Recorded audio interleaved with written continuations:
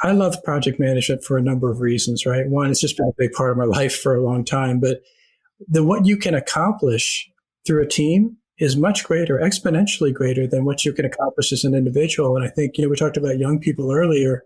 What they want is to do something meaningful, right? And they can do something meaningful on their own. But if they get together with a group of people, they can do something exponentially more meaningful going forward, whether they're leading or just participating in the process. Together, we're stronger. Hello, and welcome to Design Adjacent, the podcast that talks about the nexus of design, both today and tomorrow.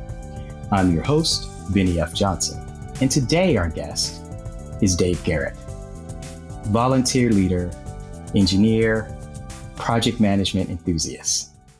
Dave Garrett started by volunteering in the project management organization, PMI, prior to becoming employed by the organization. Through a career that spans startups and growth positions, he currently serves as the Chief Strategy and Growth Officer of PMI. He works guiding strategy across the organization to define, test, and deliver solutions that enable individuals and organizations to have impact and propel change around the globe. Dave's been a leader in the development of project management methodologies and the support of the Project Management Institute, and was the CEO of projectmanagement.com, originally gadget.com. So today I'd like to welcome to our podcast, Dave Garrett. Thanks, Benny. It's wonderful to be here. Oh, it's incredible to have you. I think about looking at your bio and realizing you started off as a volunteer leader. I did. Working with project management. And let's take me back to those days, because project management has really come into its own over the past 2 decades. But there was a time when no one knew what project management was as a profession. No, it really, really has. It seems like everything's a project these days. If you think about the gig economy, if you think about all that's happening in the world, all the consulting that's happening, the fact that people are managing their own careers in a way that is sort of project to project. This, project management world has really grown, expanded, and I think become more relevant over time. It really has. I mean, when we started thinking about our podcast in this space with Design Adjacent, one of the things I noticed almost immediately in coming into my role here at AIGA is the large number of designers who carry the PMP certification, who carry kind of a commitment to project management in their skill set and a part of their toolkit. What do you see as kind of the overlap between design management and project management that you've seen in your time? It's interesting. I think I could look at it from 2 angles. I could look at it from the angle of the, what can a designer draw from the project management world? And I can look at it from the angle of what can a project manager draw from the design world? And I'd start with actually the latter. The design world is all about vision. It's all about articulating that vision with passion and driving towards a unified goal. And I think that's something that project managers can learn a lot from. Design is inherently intricate, abstract. It's thought-provoking, and that's what you want your project to be. If you're a project manager, you want to get people to follow you. You have to be able to articulate a vision like that, a really strong vision in a project management context, and people will follow. People will be much more likely to own the result that you're all driving towards if you do that.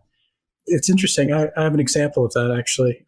The guy who designed the Tesla Model S, his name was Franz von Holzhausen. Sorry, I always stumble over that. Holzhausen. Yeah, he was given a set of design parameters, as all designers are. He said they said, we want a mid-sized sedan that seats 6 people and their luggage comfortably in a design that's functional and engaging. So pretty simple, high-level set of parameters. And what he did was he came up with a couple of principles that really articulated where he was headed with that design. The Model S, he said, must be efficient. It must draw attention without demanding attention, which I think is kind of a cool balance. Draw attention without demanding it. And then the Model S was also to be technology centric, all about the technology. So when you look at this thing, when you operate this thing, it has to be all about the technology. That's the message we want to send as the design team for the Model S. When you look at the visual design of the interior and exterior, it all aligns with principle number 1. He got all the people involved in designing that Model S to design things in a way that draws attention without demanding it. You think about the front end, there's no grille, right? That sort of quietly says, this is an electric car. You think about the frunk. That's really, really cool, but it's kind of hidden. It's kind of subtle. It's not something that screams, you must pay attention to me, but it's something that really invites attention. It's really interesting that we think of the work starting with a project, but when I think about designers' approach and what we see in our world today, we really take a step back and there's a more macro starting point of a problem. And then understanding, as you mentioned before, that synergy between project management and design management and thinking, what are we trying to do and solve? The problem statement drives then the project. Yeah, absolutely. We've been thinking a lot about design thinking in the context of project management. It's interesting. 20 years ago, you would be handed a project that was really well formed, something that sort of everybody knew exactly what you're driving towards and really the way to get there. The steps were pretty clear from getting to A to B.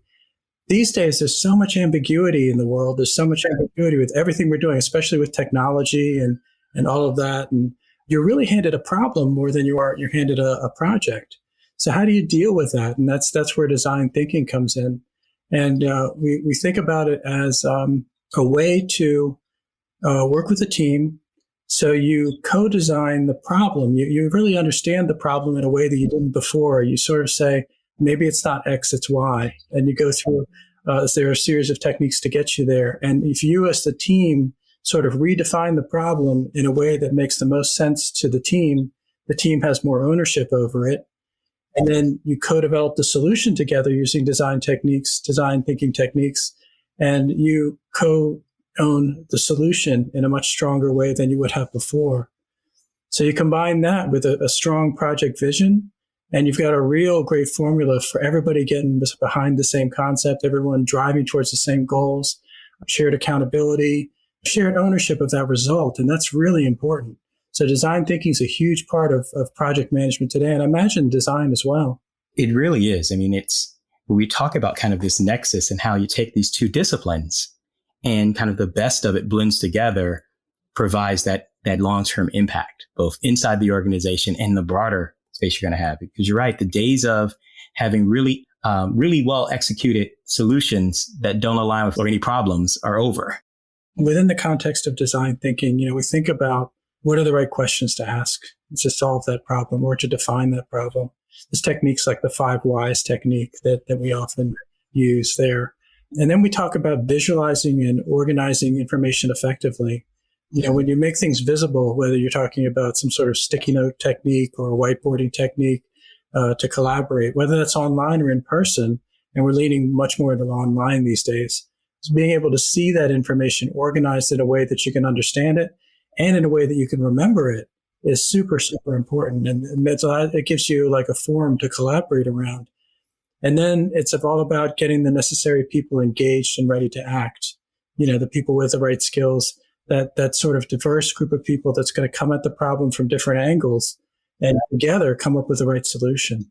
What's really telling is, as you talk about it, in the diverse set of people in there, 20 years ago, a lot of the projects were talked about within single disciplines or single industries as a problem. They were all the same IT coders working on a problem, all the same construction engineers working on a problem. Yeah. But today we look at it and the most successful project management teams and design-led teams bring in a really diverse set of skill sets. For a project we mentioned before, you'll have industrial engineers with graphic designers, with coders, with business leaders, with economists. You're exactly right. And I think it gets to be much more cross-functional these days. You think about the way that businesses are organized, you end up with people from all different business functions. That gives them a different perspective. You often even end up with customers in the equation, customers in the collaborative process in a way that they never have been before because everything is so customer-centric right now. A lot of these design thinking exercises are show and tell techniques. What do you think of this? What do you think of that? And the person you want to know is the opinion of the most is your customer. Because you want to know what they're thinking, what's attractive to them. When you think back over the last 10, 20 years of kind of project management growth and methodology, what are some of the things that you call out where the methodology has changed over time? Well, I'd say, again, like 20 years ago, we were looking at pretty strictly a very traditional way of managing projects, a predictive way of managing projects, where you do all of your planning sort of up front, then you execute.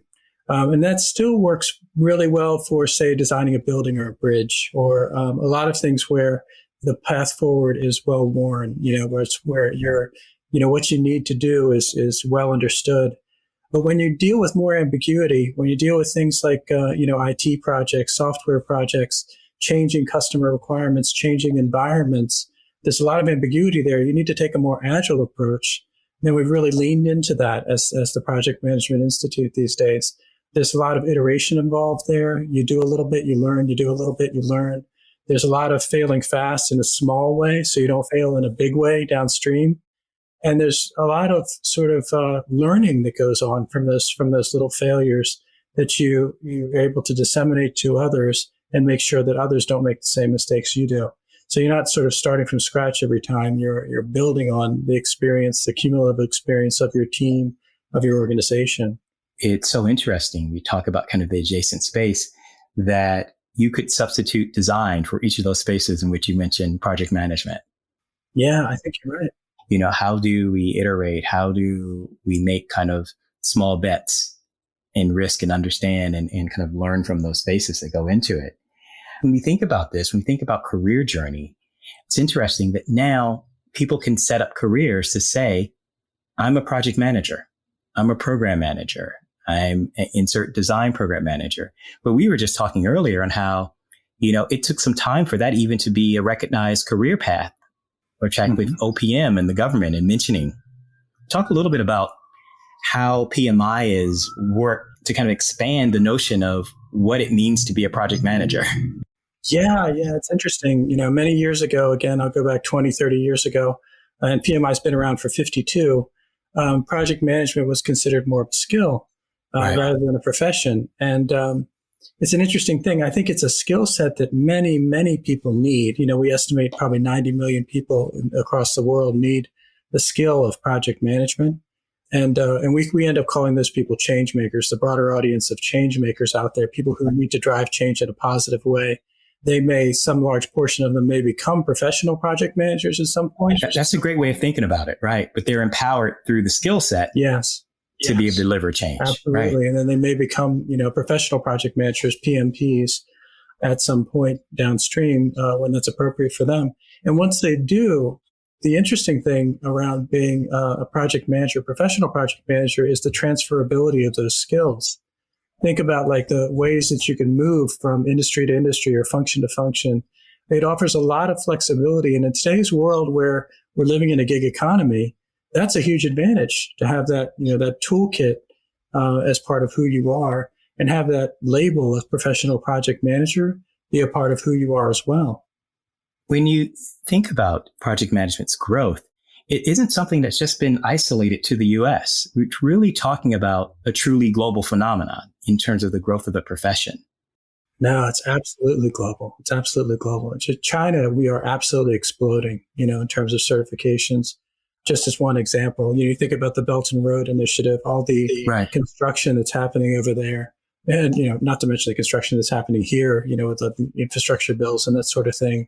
And just globally, everything that's going on, project managers are in demand more than ever before.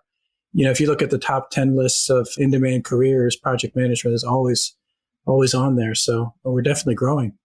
When you think about kind of the growth of the profession and the project manager of 2022, what advice do you have, or what vision do you have for the project manager of 2030? Yeah, it's really interesting. We have focused a lot on technical skills over the years. How do you manage stakeholders? How do you plan? How do you, execute in various ways? Well, now we're leaning more into what we call power skills, which are soft skills, things like collaborative leadership, empathy. Collaborative leadership I was talking a little bit about during our design thinking discussion. How do you get a team to drive forward together in a collaborative way? And then empathy is so very important these days, when the thing about being remote is you need to connect with people. You still need to connect in a strong way. How do you do that? You need to have empathy for them as a human being. You can't just treat them as like another sort of gear in the box, So empathy is critical in terms of a soft skill or power skill. And then on the other side of what we call our talent triangle, so there's the sort of the technical skills or the ways of working, then there's power skills, and then There's business acumen. You think about decisions being pushed down in organizations these days. You don't have decisions all being made at the top anymore. You have them being pushed down to an appropriate level. The people who those decisions are getting pushed down to need to understand the impact of their decisions on the people upstream and downstream from them, the impact of their decisions on the strategy, the impact of their decisions on the project. They need to have a more holistic view of the world and the business itself. So they need to have the acumen to be able to do that. All those things are really important. And then just as a layer on top of all of it, digital fluency is something that we consider very, very important. Understanding the technology and how it can help you drive forward on these projects, or how it can be woven into what it is that you're doing in a way that makes you more effective, makes the project more effective, makes your team more effective, makes you more successful in driving towards that outcome. It's interesting that you built it on the triangle. When we were doing our recent design POV research and we asked a basic question of what it means to be a designer today. And we came up similar kind of 3 points. We came up with skill set, the tools and things that you have, a mindset, which was being open to the divine speaking space, and then an impact set. Wow. And kind of how you drive space is what it means to be a contemporary designer today.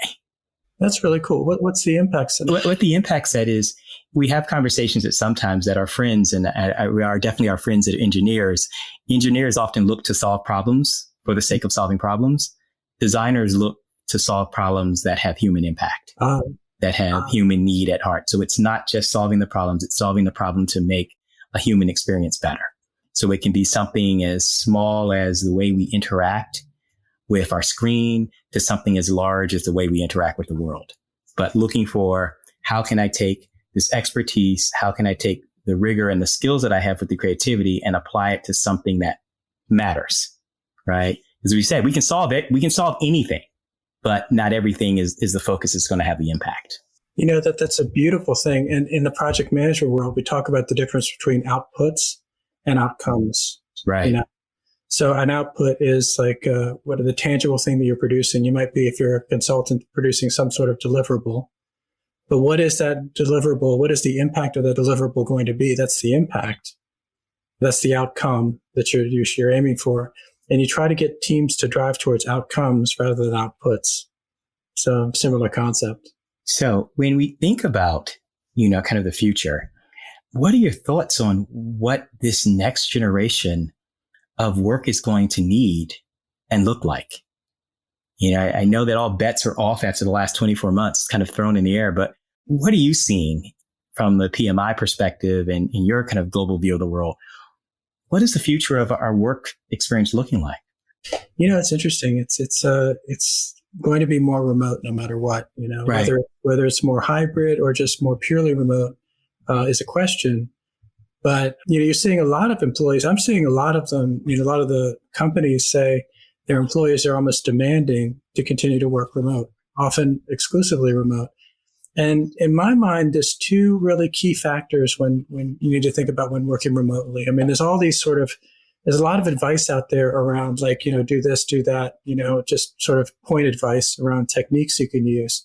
Right. But to me, if you think about visibility and connectedness, there's a lot in that, in terms of just being able to think through any problem that you're facing in a bespoke way. So visibility of the work, right? Visibility of the person, and then connectedness to the work, connectedness to the people around you. Those are the ways that I think about remote work, because it's harder to be visible when you're working remotely, and it's harder to be connected. And the visibility of the work bit, we talk a lot about that in project management, particularly agile project management, making the work visible, whether it's the kind of design thinking stuff that we were talking about earlier, right. Or it's a Kanban board, a backlog of the work. This is all the stuff we need to do and who's going to do it, making sure everybody has a common view of that. So you're not constantly creating reporting and having unnecessary Zoom meetings that everybody's bored at. You just sort of have common reference points and making the work visible. And that's important. The connectedness piece is really interesting. We've been working with this Harvard professor. His name's James Kane. Okay. And he talks about what it means to be connected, right? And he's got three factors when he thinks of connectedness. I'm thinking about how connected I am to you, Benny. I think, do you make my life easier? Mm-hmm. do you make my life better? Right. Or do you make my life safer? Right. Okay.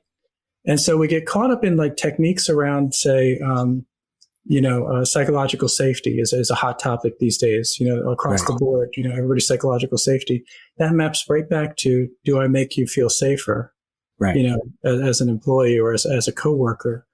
You think about, better, you think about easier. Those are really interesting lenses to look at your relationships through. Am I doing that for you? Or are you doing that for me? That's going to increase or decrease our level of connectedness. So, and then you think about the same thing with the work, right? Right. Do I feel safe doing this work? Do I feel safe enough to take the chances that I need to take with the team? Do I feel safe enough to get so that the team can get the most out of me? What I can contribute. Do I feel that level of safety? And is this easier meaning? Right. Do I feel like I'm not on a bunch of wasted time, sort of Zoom meetings, that kind of thing? Is it easier for me to make an impact? That kind of thing. And then the better part is really interesting too, is what we're doing in alignment with my career goals. When we're successful, am I successful personally? Am I building towards something I can put on my resume? Am I aligned in that way? So that all of my discretionary, I'm motivated to commit my discretionary time to this thing because I know it's good for me, it's good for you, it's good for all of us. And we're all driving towards something that's a win-win for everybody involved. So I think, again, when you think about remote work, visibility and connectedness are huge. And they're two lenses you can use to think through just about any problem you have with remote work. It's really interesting to think about it in there, Yeah. And this area of safety, I think it actually extends into conversations about trust architectures as well, even taking us back to kind of Stephen Covey conversations about trust being the relationship connection and then the credibility or confidence that you can deliver on the promise in the space that goes into it as well. What I think, and I'm seeing and I'm sure there's early data to start to look at this, I wonder about the future of work as we work through cycles, right? Yeah. So we're all addressing how we work based on having a long experience of working in a physical, concrete way. Yeah. And so we are all in our first kind of cycle or two for most people of being remote. Now, we've talked about having remote teams around the globe. And if you've worked in global space, that was a natural part of your world, right? But so many people didn't have that experience. Mm-hmm. So now we move to a space where we're going to have a new generation that comes in. We started seeing people wanting to get back in person, especially with design and collaboration of innovation things. So much of it had in-person human connectedness. We're starting to get bubbles of, I'd like to get a team back. I gave an example. We just did a fully hybrid conference in which we didn't prejudice either side, in person or remote. We just streaming and going in, and we had almost equal participation. And there were all the right reasons why people loved the streaming version. And then there were all the right reasons why people wanted to gather together. And we found these fun spots that were in between where, by doing this remote streaming, we had folks who could attend in person. And we've all been there on conferences where you have to go take another meeting in between and you have to leave the conference. But with our streaming setup, I had several people come to me and go, I was able to keep pace with the conference while I did my other work. And then jump back in. And it was, we took a breath and said, wow, we've created these three spaces of experience. And from that point, I can't see going back to a space that doesn't have each of those moments. But I just wonder, what do we look like 5 years from now if there's a desire of folks to actually have more time together? And what does that look like for us? Yeah. And hopefully there's environments that allow us to do the right thing, work the right way, work the way that's most effective, most enjoyable, because I think sometimes that's the driver, I think, we all said, maybe we're all going to, we had this assumption we're all going to come back to the office at some point. And then people started telling us, no, you know what? I want to go out to restaurants with my friends, but I don't necessarily want to go back to the office. Right. And I think people that are really excited about what they're doing and they have the space to do it in their lives, maybe want to get back together, like with your conference, right? maybe that half the people that came, they came because they were going to have a fun time with people that they like, Right. and maybe some of the people that didn't, maybe just didn't have that personal space, to make in their lives. And it's a lot easier just to tune in remotely as I can, or maybe alongside other work, like you were saying. I could be composing an email while I'm listening to, Gems of Wisdom from Benny Johnson. And, and that's great, right? Because they're still getting something out of the conference and still participating in their own way. We've seen several of the leading design organizations use this time to radically rethink their centers of excellence with design spaces, but, they're still triggered on people coming in. And I'm just excited to see how that unfolds for those organizations who are kind of taking a lead or taking that small bet to, maybe it's not every day, but we have a reason to bring people together and then have them go for that moment and do things in other locations and come back. Yeah, I think that's wonderful. When we were designing our Wicked Problem Solving Toolkit, which is our design thinking toolkit, we actually pivoted. We have physical cards you would use in person to help people with their techniques. But then we pivoted to Miro boards. There's Miro and there's Mural. Yes, yeah. This is sort of versions of whiteboards. And, we developed templates in those to allow people to do the same exercises virtually. And early on in the COVID crisis, there was a lot of sort of hesitancy there, and people really didn't understand how to use the Miro board appropriately and that sort of thing. And over time, it's become far more popular than the physical medium as well. So I think people have learned how to collaborate online. They've learned how to design, if you will, online in ways that they wouldn't have been able to a couple of years ago. We're in that cycle, like you were saying, deep enough into the cycle to be a little more mature around remote work, so people are getting used to that kind of thing. And we've seen some platforms, we're using some platforms in Latin America, a couple of them, the names escape me at the moment, where it's an online conferencing platform, and you and I and 3 other people might be sitting at a table watching the programming, participating in the programming as we would, but we're able to talk to each other within our little group versus everybody being broadcast to and broadcast back. So there's different models leveraging the technology now that you can apply. And again, I think it's all about, finding the right model for the situation, for you, for the people involved, so everybody can work effectively. I think it's a really great way to think about it, and kind of continually iterating the way we work and those kind of investments and trade-offs that we make, right? Because the other piece is what may work for me today, I may need something different tomorrow. Right.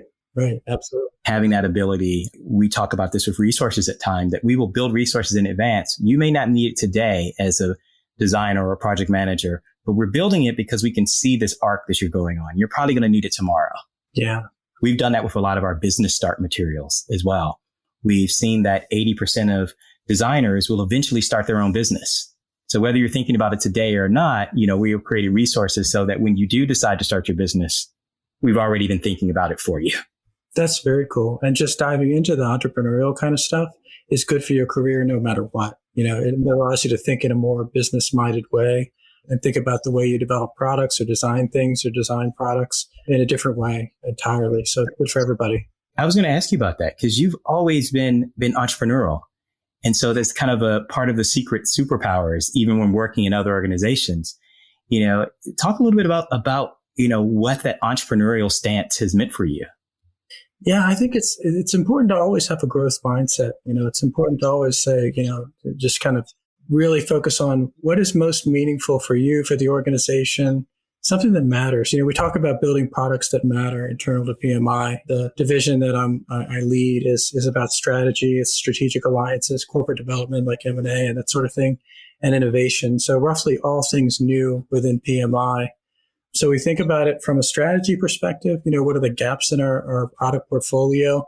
And we also think, like you were saying, you look to the future and think, what is the future going to look like? What are project managers going to need in the future?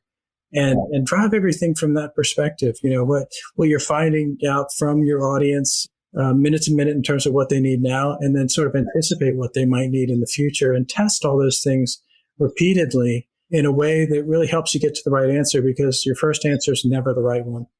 Right. It's always about driving towards that better and better answer never getting to perfection, but trying to get a better one.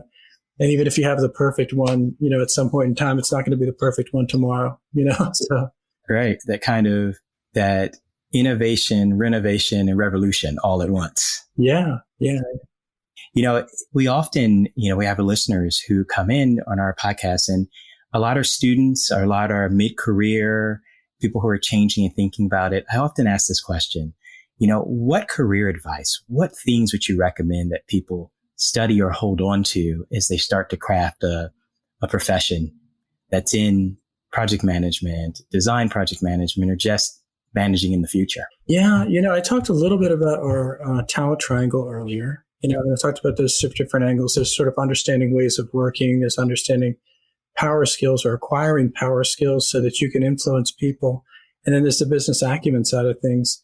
The power skills bit, the village, whatever, cliche you want to apply there. A lot of these things are very true. You can drive things forward better with a team. So I would understand how to work with people, how to lead, and I would be a student of people at the same time. You can be a student of your discipline, but I think really understanding people as human beings, understanding what drives them, understanding how you can align with them in effective ways is hugely important and undervalued. I think it's sort of the glue that brings us all together and makes us work together more effectively is understanding each other better.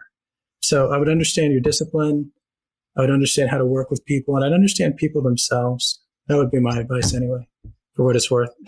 Well, Dave, I can't think of a better way to close our conversation. That was powerful and poetic and right on point. That the future and growth and career is all about you and people and your relationships in there. Yeah. Well, thank you so much, Benny. Thank you for having me. I really appreciate it. I thank you for being a part of it, and just, your presence and your leadership in thinking about how we use our disciplines to change the world around us. So today, I'd like to thank Dave Garrett, Chief Strategy and Growth Officer of the Project Management Institute, and giving us his career path from volunteer leader within the organization to Chief Strategy Officer to helping to build a more dynamic and impactful and effective world around us. Thank you, Dave. I appreciate you. Thanks so much, Ben. We invite you to join us next time. We will continue to look at the world around us and how a design impacts today and tomorrow. Thank you. Show notes for this episode will be available on aiga.org. Please subscribe to our show on Anchor, Apple Podcasts, Google Play, Spotify, or wherever you get your podcasts. AIGA's Design Adjacent podcast and its contents are the copyright of AIGA, the Professional Association for Design. All rights reserved. Any redistribution or reproduction of part or all of the content in any form is prohibited without AIGA's express written permission. My name is Li Shan Huang. Until next time.